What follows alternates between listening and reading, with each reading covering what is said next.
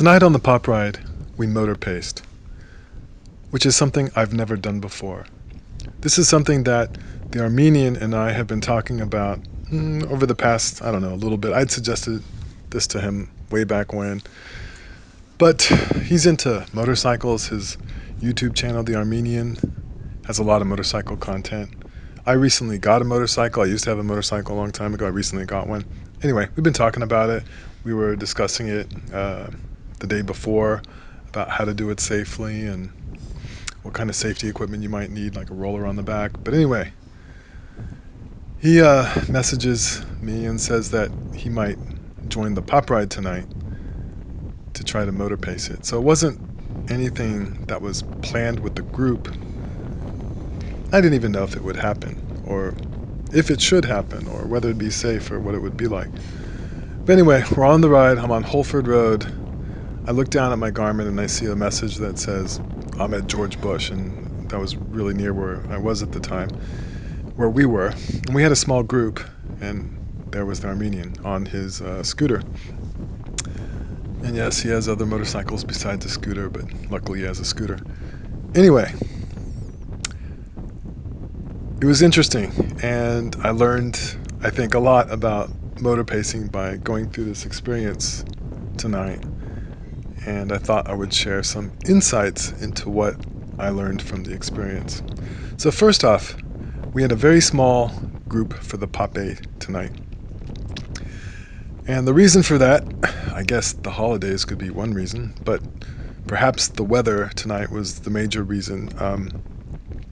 The forecast was for 18 miles an hour from the northwest tonight, about starting the ride in the low 50s and the temperature dropping.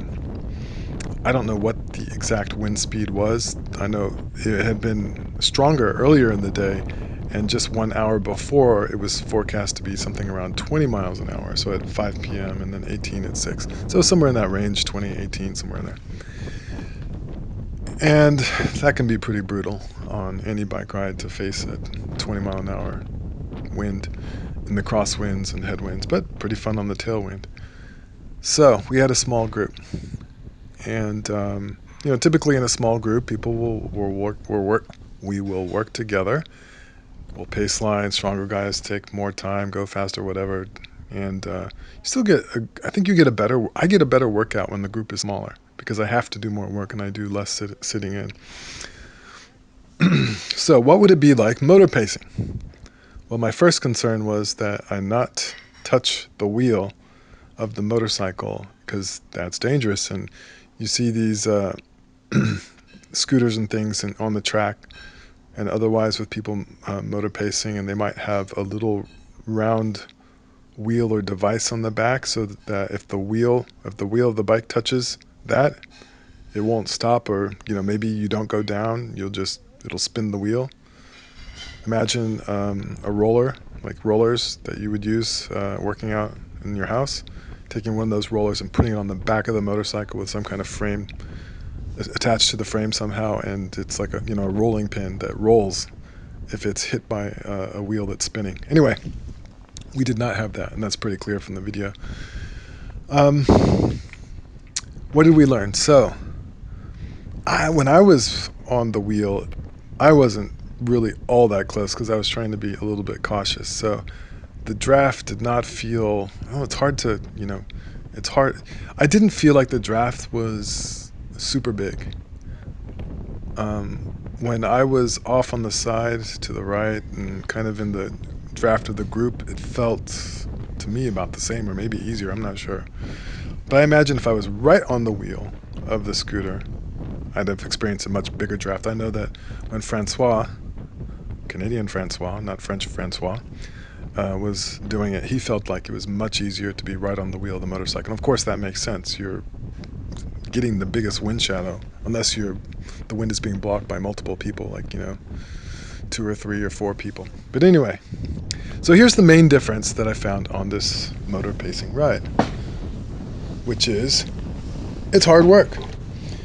And you are not rotating because any gap can cause Any gap will lead to the motorcycle just going away. So you don't rotate. Each person has their allotment of draft. And hopefully you have a good allotment of draft where you are.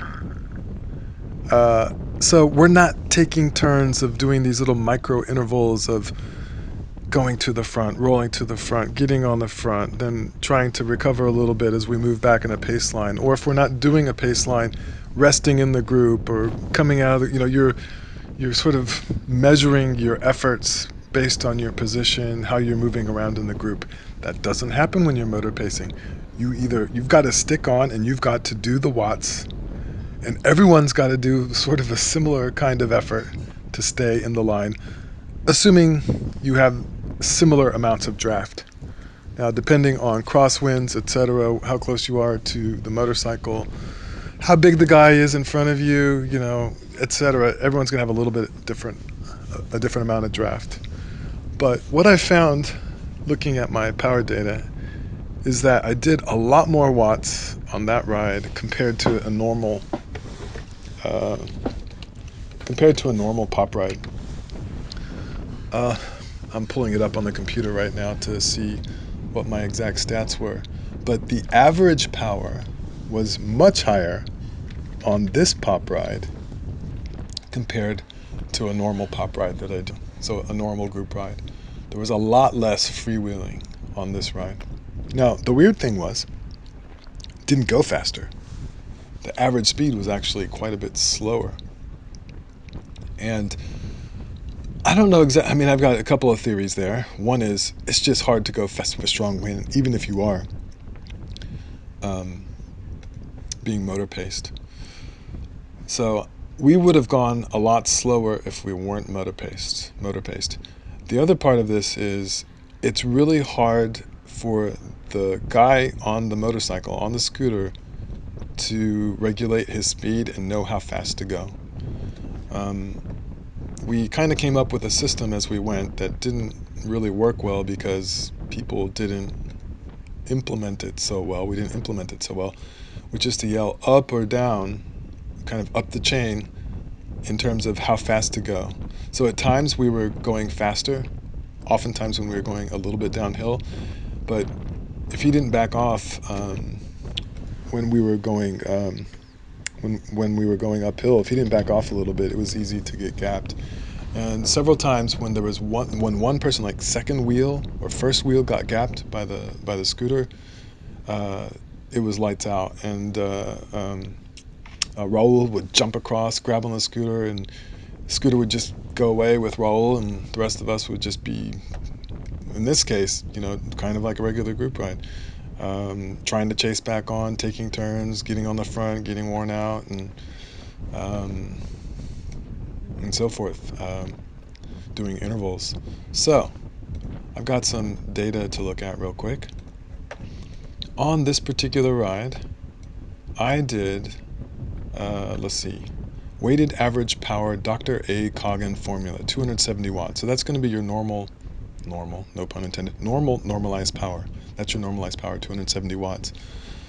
Over 1 hour and 52 minutes and 8 seconds, distance 37.75 miles. My Strava weighted average was 249 watts. What is a lot bigger is my average power, which was 218 watts.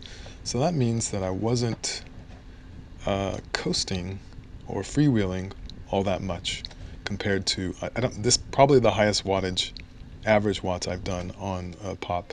So the average speed on this motopop with the motorcycle was 20.2 miles per hour. And a little bit of that is me going to the front I have a short distance to ride to the beginning of the ride and a short distance when I'm done with the ride, but that includes that. In comparison, so we did a Pop A on Tuesday that was pretty darn fast. Sam, who, I looked at his average because his map starts at the beginning of the ride and stops at the end of the ride without the little neighborhood stuff I do to get home. Anyway, the average speed there was 22.9. My average speed with my, little shenanigans that I do is 22.3. So the average speed for Tuesday's pop, which had a light wind from the northeast about 6 miles per hour, was 22.3 for me. This particular pop, with a very strong wind from the northwest, was 20.2. On Tuesday's pop, so the one without the motorcycle, my average power was 184 watts. In comparison to 218 watts, that's a huge difference. 16 plus 18, that's 34 watt difference in average. If I look at the 25 watt distribution in Strava and see how much time I spent at 400 watts or higher on the Motopop, I spent 14 minutes and 23 seconds. And let's see what it was for 13 minutes and 39 seconds. So not that much different, but it was a little bit biased towards higher wattage on the non-moto-paced ride. When I look at how much time I spent at 25 watts or less, it was 34 minutes and 46 seconds, about 28.6% of the ride on Motopop was 0 to 24 watts. On the regular pop ride, it was 39 minutes and 49 seconds, or 39% from 0 to 24 watts. So a lot more freewheeling on the non-moto-paced ride. On the non-moto-paced ride, my weighted average power, Dr. A. Kogan, so normalized power is 260 watts. Not that much different, 260 versus 270. And my weighted average power was 234 watts. The Strava weighted average compared to the 249 watts Strava weighted average. So what this means is I don't think this Motopop, the moto pacing, would be very good for a big group, for the regular pop group. Don't think it would work out. It wouldn't be a good thing. It would be too hard for the motorcycle to regulate and determine its speed, and it'd be too big. It would be chaos. The motorcycle would get swamped. There'd be bikes ahead of the motorcycle. It would be dangerous in that respect. You don't want a motorcycle in the middle of your pack. So I don't think it would work, but it worked fine, I think, for our small group. However, it will accentuate the difference in fitness or ability to hold power between people, I think, in the group, and it's more likely that people will get dropped, depending on how fast the motorcycle goes, I think. So I think it's more of, in other words, it's more of like a fitness FTP test where you do not have you're having to do the same, everyone's having to do the same amount of work. Thus, some people are going to be able to do that amount of work, some people will not be able to do that amount of work. In other words, there is not as much opportunity to rest and shelter when you are motor pacing compared to a regular group ride dynamic. So anyway, it was kind of interesting. Nobody got hurt, nobody went down, there were no crashes. Plenty of gaps opened up. I'm narrating this video without looking at the video. I'm just talking into my phone. But if you watch the course of the video, you'll see times where the motorcycle, the scooter, just went away from us, and you might hear me screaming down. No, I'm really surprised that I didn't get a single Strava medal during the ride, not even a third place medal. I've done this ride many times and this route many times, so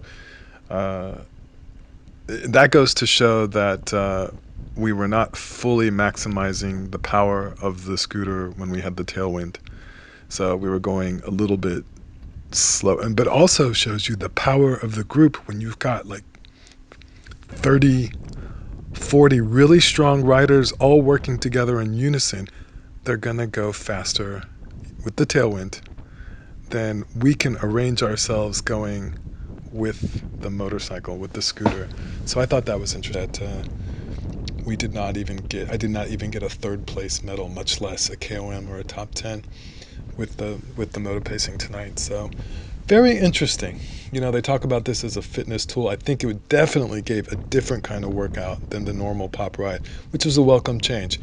Um, One thing I don't like about group rides as workouts is all the time that you spend freaking freewheeling and not pedaling. It's like half the ride, 40% of the ride is not pedaling.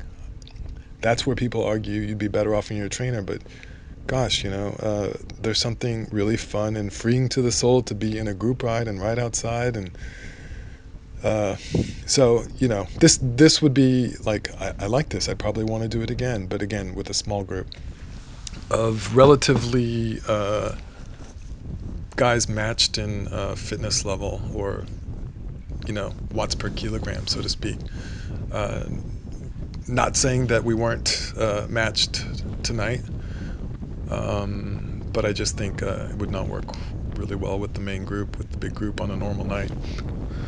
So, what else do I want to say about this? Um, yeah, I thought, um, I liked it, and I think this can be a potential fitness tool that perhaps me and the Armenian will moto pace each other for workouts or something. So I could see that definitely happening.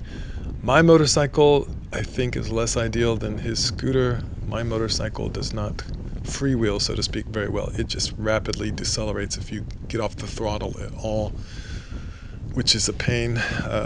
And I think that could make things a little sketchier. So really maintain that. You've got to have an experienced, I think, motorcyclist who's also a cyclist to be the pacer. And I'm sure you get better with time and experience, but I think the Armenian did a great job with it. It wasn't perfect in terms of what we wanted, or when he rode away, it wasn't perfect. But all things considered, I think he did it very safely and regulated his speed very well. So fun thing, learned some stuff, and maybe you learned a thing or two as well, and hope you enjoy the video. The video will continue from here, and I'm just going to cut out and leave it to the regular audio. So this was my beginner's experience and impressions from motor pacing on a group ride. Over and out.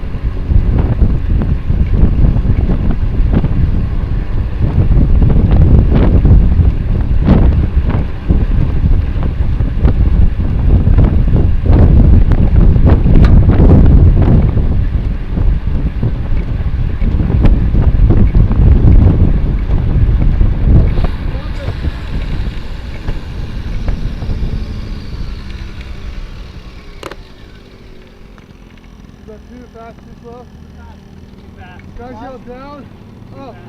Down means slow down, up means speed up. My ego is too Keep the commands up or down. Just say up or down. Alvin. Down? Yeah. Good. You're going 23.7. I was going 23.7 back there. You keep it about 21. Okay. We'll be good. But yeah, communicate up to line. Yeah. Right, so people in the back talk to people in the front. Okay, I'll take it.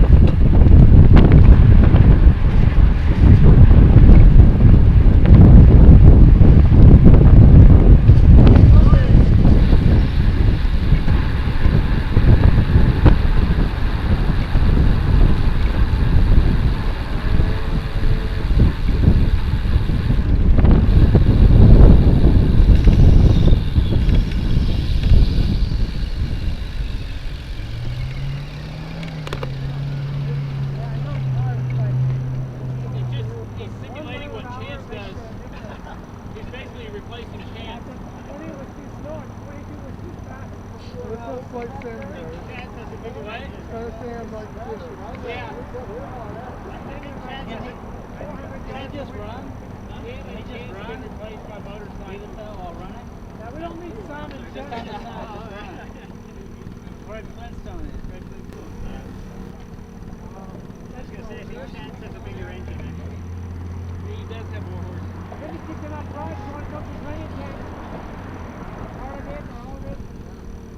Have you peaked yet, John? I peak Thanksgiving. It's mid-December. Thanksgiving is when I peak. Okay. So you're on the down. I'm on. Okay. Anybody wants to drop?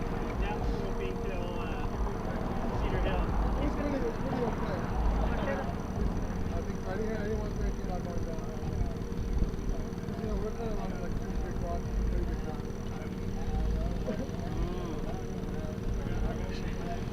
Yeah, earlier That's what I need. I need to be able to drop this down all the way. Low. We need to get low. Alright. Put your TT marks on.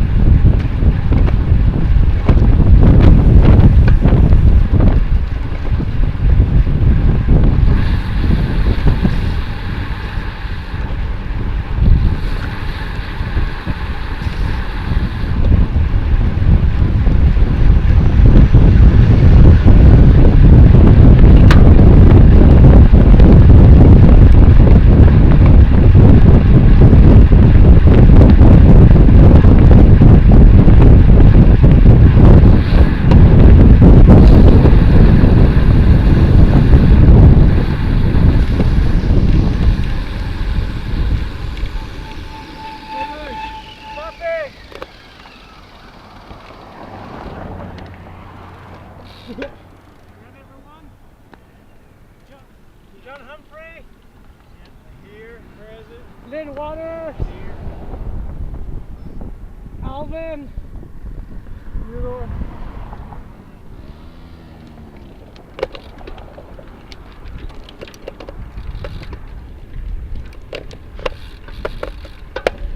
You guys just wanted to keep me away.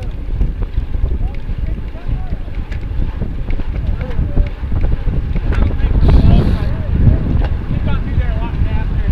Go there. Put the banana back in the car.